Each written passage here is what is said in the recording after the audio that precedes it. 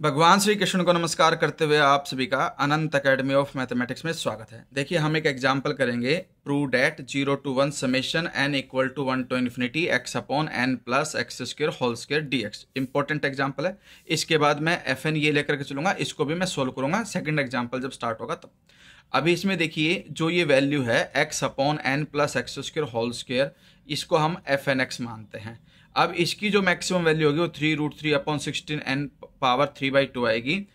लेकिन ये कैसे आई वो मैं आपको एक्सप्लेन कर देता हूँ, क्योंकि आपको करके दिखाना पड़ेगा एक्सप्लेन। तो इसमें हमने fnx तो माना x upon n plus x square whole square. फिर हम करते हैं इसका first derivative u upon v method से। n plus x square whole square as it is, x का डेरिवेटिव 1, फिर minus x as it is, जो ये है इसका डेरिवेटिव करेंगे 2 आगे, n प्लस एक्स स्क्र की होल पावर 1, और इनटू में n का डेरिवेटिव 0 क्योंकि विद रिस्पेक्ट टू x कर रहे हैं, और जो एक्स स्क्र है उसका डेरिवेटिव 2x, और होल डिवाइड में करोगे n plus x square whole square already था, फिर से स्क्र करोगे तो पावर 4 हो जाएगी। अब हम क्या करते हैं, न्यूमरेटर में से n प्लस एक्स स्क्र को कॉमन ले लेते हैं। यहाँ देखो स्क्र है, एक पावर बाहर गई तो सिर्फ एक पावर ही अंदर बचेगी इसकी, ठीक है। इधर आपके पास ये 2x है और ये आपके 2x है, तो 2x into 2x minus 4x square हो जाएगा, और ये n plus x square already common जा चुका है बाहर, और डिवाइड में आ जाएगा आपके पास n plus x square whole power 4। अब डिवाइड में देखिए पावर सेम है, सॉरी बेस सेम है, तो पावर सब्ट्रैक्ट होती है, तो 4 में से 1 को सब्ट्रैक्ट कर देता हूँ, और इसको मैं ऐसे लिख सकता हूँ n 1x स्क्र है माइनस 4x स्क्र, तो n minus 3x square divided by n plus x square whole power 4। अब फॉर मैक्सिमा एंड मिनिमा के लिए हम क्या करते हैं कि जो एफ एन डेरिवेटिव है आपके पास, यानी कि ये जो है एफ एन है इसका डेरिवेटिव, ठीक है, इसको हम इक्वल टू 0 रखेंगे। इसको 0 के इक्वल रखने का मतलब है सिर्फ न्यूमरेटर को ही 0 रख लो, क्योंकि इक्वल टू में 0 पे डिनोमिनेटर वैसे मल्टीप्लाई होकर के 0 हो जाता है।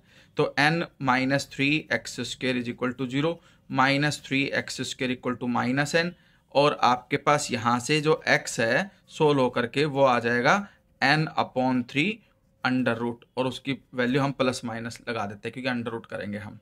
x आ गया। x आने के बाद जब हम इसका डबल डेरिवेटिव करेंगे, ठीक है, n का डबल डेरिवेटिव करेंगे तो फिर से u अपॉन वी लग जाएगा, n plus x square whole power 4, इसका डेरिवेटिव करोगे तो माइनस 6x, फिर माइनस का sign, n minus 3x square जो है वो एज इट इज, जो डिनोमिनेटर में वैल्यू उसका डेरिवेटिव करोगे तो 4 आगे, n plus x square whole power आपकी हो जाएगी 3, और इनटू में 2x, डिवाइड में आपके पास आ जाएगा n प्लस एक्स स्क्र। देखिए 4 पावर ऑलरेडी है, स्क्वेयर करोगे तो पावर से पावर मल्टीप्लाई होकर के पावर 8 हो जाएगी। अब इसके अंदर ये वैल्यू पुटअप करते हैं x की, ठीक है, प्लस वाली वैल्यू पहले पुट कर लेते हैं अंडर रूट n/3 करके। तो हम देखेंगे कि इसी को इक्वल टू 0 रख करके वैल्यू निकली थी, तो ये तो पूरी ब्रैकेट कंप्लीटली क्या हो गई, 0 हो गई, और यहाँ पे वैल्यू रखने पे ये पावर 4 है और ये पावर 8 है, तो एक प्रकार से ये पॉजिटिव रहेगी। लेकिन ये वैल्यू अभी भी नेगेटिव है, तो हम क्या लिखेंगे, which is less than 0 at x is equal to plus minus under root n/3। Therefore f n x is maximum, क्योंकि जब डबल डेरिवेटिव नेगेटिव आता है तो हमारे पास मैक्सिमम हो जाती है कंडीशन। अब मैक्सिमम वैल्यू कैसे निकालोगे, तो मैक्सिमम वैल्यू इज, जो ये वैल्यू है आपके पास x की, वो पुटअप कर दो फंक्शन के अंदर। लेकिन हम पॉजिटिव वाला ही केस लेंगे इसके अंदर, क्योंकि मैक्सिमम वैल्यू पॉजिटिव वाले कंडीशन की चलेगी आपके पास। तो f n x at x is equal to under root n/3, ठीक है। मैंने पॉजिटिव वाला केस ही लिया, क्योंकि नेगेटिव वाले केस में देखिए ये तो स्क्वेयर है, पॉजिटिव ही रहेगा, लेकिन इसकी वजह से नेगेटिव आएगा, और पॉजिटिव वाले केस में पॉजिटिव आएगा, तो पॉजिटिव वाली वैल्यू जो है वो ऑटोमेटिकली मैक्सिमम होगी, इसीलिए मैंने पॉजिटिव को सिलेक्ट किया, और वो आ जाएगी आपके पास x यानी कि अंडर रूट n/3 अपॉन में n प्लस एक्स स्क्वेयर की वैल्यू हो जाएगी n/3 होल स्क्वेयर। ये आपके पास आ जाएगा 3n प्लस में n 4n/3, तो ये तो हो गया रूट n/3, और ये हो जाएगा 4n/3 होल स्क्वेयर, ठीक है। यानी कि एक प्रकार से 4 का स्क्वायर तो 16, ये तो हो गया रूट n अपॉन में रूट 3, पलट करके 9 ऊपर 16n स्क्वायर, सोल्व होकर के जो 9 है √3 का रैशनलाइजेशन वगैरह करोगे तो 3 √3 आएगा, नीचे 16 आएगा, और n स्क्वेयर में से 1/2 पावर सब्ट्रैक्ट कर दोगे तो पावर 3/2 बन जाएगी। यानी कि ये हमारे पास क्या आ जाएगी, मैक्सिमम वैल्यू ऑफ fn(x) की। यही हमने यहाँ पर लिखा था। फिर हमारे पास एक कंडीशन और होती है कि limit n tends to infinity series 1/n power p is equal to convergent by p test. ठीक है, convergent by p test if p is greater than 1। अब यहाँ पर जो पावर है 3/2 ग्रेटर देन 1 है, तो इसलिए ये आपके पास कन्वर्जेंट हो जाएगी। तो इसमें यही वेरीफाई हमने किया है कि भाई एक तो बाउंड हो गया इस मैक्सिमम वैल्यू से, साथ ही जो सीरीज है 1/n की power 3/2 is convergent, so by Weierstrass M test given series is uniformly convergent in 0 to 1। क्योंकि कंपैरिजन टेस्ट कहता है कि जब बड़े वाली सीरीज कन्वर्जेंट है तो छोटे वाली जो सीरीज होगी वो भी ऑटोमेटिकली कन्वर्जेंट हो जाएगी। अगर हम दोनों तरफ समेशन का साइन लगा देते हैं तो ये ग्रेटर सीरीज हो जाएगी और ये स्मॉलर सीरीज हो जाएगी। इसके बाद हम क्या करते हैं कि कन्वर्जेंट होने पर वो इंटीग्रेबल होता है टर्म बाई टर्म। अब 0 to 1 series n equal to 1 to infinity x/n plus x square whole square dx is equal to limit m tends to infinity बाहर, समेशन भी बाहर आ जाता है, x/n plus x square whole square dx। और ये condition इसलिए possible है क्योंकि हमने यहाँ पे यूनिफॉर्मली कन्वर्जेंट शो कर दिया है, तो ये पॉसिबिलिटी बन जाती है। अगर हम यूनिफॉर्म कन्वर्जेंट शो नहीं करते तो ये कंडीशन भी हम यूज नहीं कर सकते थे। तो इसमें समेशन बाहर हो गया, 0 to 1 हो गया, आपके पास x/n प्लस x स्क्वायर की होल पावर -2 हो जाएगी न्यूमरेटर में जाकर के। अब अगर मैं इसको t मान लूँ थोड़ी सी देर के लिए, देखिए n प्लस x स्क्वायर को अगर मैं t मानूँ तो हमारे पास उसका जो डेरिवेटिव आएगा वो 2x आएगा। इसलिए मैं एक काम करता हूँ, इसको 2 से मल्टीप्लाई करके यहाँ पर 1/2 लिख देता हूँ।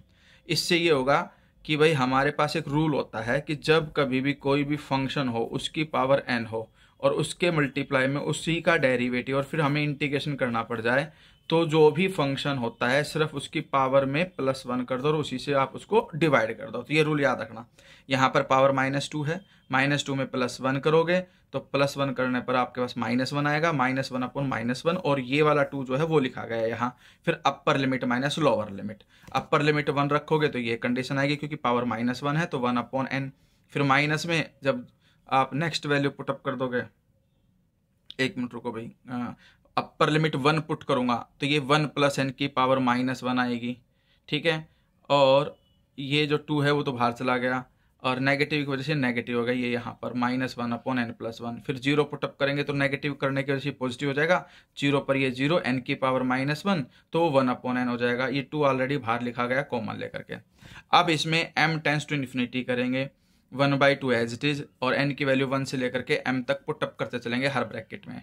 पहले मैंने 1 पुट किया तो 1/1 -1/2, फिर प्लस का साइन, फिर 1/2 माइनस में 1/3, फिर इस तरह चलते चलते n की जगह m रख दो तो ये कंडीशन आ गई। अब देखो इसके पैटर्न को देखो ध्यान से, कैंसिल कैसे हो रहा है। सेकंड वैल्यू इधर फर्स्ट वैल्यू, ये सेकंड वैल्यू इधर फर्स्ट वैल्यू, तो ये फर्स्ट बचेगी 1 और लास्ट में माइनस में 1/m+1। अब limit m tends to infinity लोगे तो 1/∞ 0, सिर्फ 1 बचेगा, 1 × 1/2 इज इक्वल टू 1/2। यही हमें इसमें प्रूव करना था। अब सेकंड एग्जांपल में हमारे पास ये है कि consider the sequence fn for which fn(x) is equal to nx power e की पावर -nx²। तो fx ले लिया, limit n tends to infinity fn(x). इसमें हमारे पास जो fn(x) है वो तो nx एज इट इज नीचे जाकर के e की पावर nx² हो जाएगा, उसका एक्सपेंशन कर देंगे 1 + x + x² 2 factor so on, और x की जगह पे पावर हो जाएगी, मतलब ये nx² लिखा जाएगा 1 प्लस में nx², फिर nx² का whole square upon 2 factor so on. ठीक है, अब ऊपर सिर्फ n है, नीचे n से ज़्यादा पावर है। ठीक है, डिनोमिनेटर में n की पावर ग्रेटर है, तो अगर हम इसके अंदर कॉमन भी लेकर के कट करेंगे तो नीचे फिर भी n बचेगा, और बचने की वजह से something upon infinity equal to 0। तो इस तरह से fx की वैल्यू 0 आएगी तो उसका इंटीग्रेशन भी क्या आएगा, 0 आएगा। ये तो था जब हमने लिमिट लेकर के fx की वैल्यू निकाली। अब नेक्स्ट स्टेप में हम क्या करेंगे कि भाई डायरेक्ट इसका इंटीग्रेशन करते हैं fn(x) का। 0 to 1 fn dx is equal to 0 to 1 nx e की पावर -nx²। इसमें भी वही कंडीशन है, देखिए अगर मैं nx² को t मानता हूं तो उसका डेरिवेटिव आएगा 2nx, इसलिए हम इसको 2 से मल्टीप्लाई 2 से डिवाइड कर देते हैं। फिर यहाँ पर इसको मैंने t मान लिया कि भाई t is equal to nx², फिर dt जो है वो आ जाएगा 2nx dx। तो 2nx dx dt बन गया, e की माइनस टी का इंटीग्रेशन e की माइनस टी अपॉन -1। फिर अपर लिमिट लोअर लिमिट वगैरह जो भी कुछ इसके अंदर पुटअप करोगे तो हमारे पास कंडीशन ये आ जाएगी कि एक सेकंड रुको, यहाँ पर लिमिट भी चेंज होगी। ध्यान रखना, जब 0 है तो वैल्यू 0 आएगी, और जब 1 पुट करेंगे t को, सॉरी x को 1 पुट करेंगे तो t की लिमिट n हो जाएगी, इसीलिए यहाँ 0 से n बना है। फिर upper limit minus lower limit करके ये कंडीशन आएगी। अब जब मैं इसमें n टेंस टू इन्फिनिटी लूंगा तो e की माइनस इन्फिनिटी 0 होता है, 1 माइनस 0 1, 1 इंटू 1/2 1/2, यानी कि इसकी वैल्यू आपके पास 1/2 आ रही है, जबकि पहले आपने जब इंटीग्रेशन किया था fx वाला केस वो 0 आया था, दोनों अनइक्वल आ गए। तो the sequence were uniformly convergent, then 0 to 1 f dx should have been equal to limit this. अगर यूनिफॉर्मली कन्वर्जेंट है तो इसके इक्वल होना चाहिए था, लेकिन अब ये इक्वल तो आए नहीं। अब ये इक्वल नहीं है तो इसका मतलब यूनिफॉर्मली कन्वर्जेंट भी नहीं है। तो but it is not the case, hence the given sequence is not uniformly convergent to f। In fact 0 is a point of non uniform convergence. ठीक है।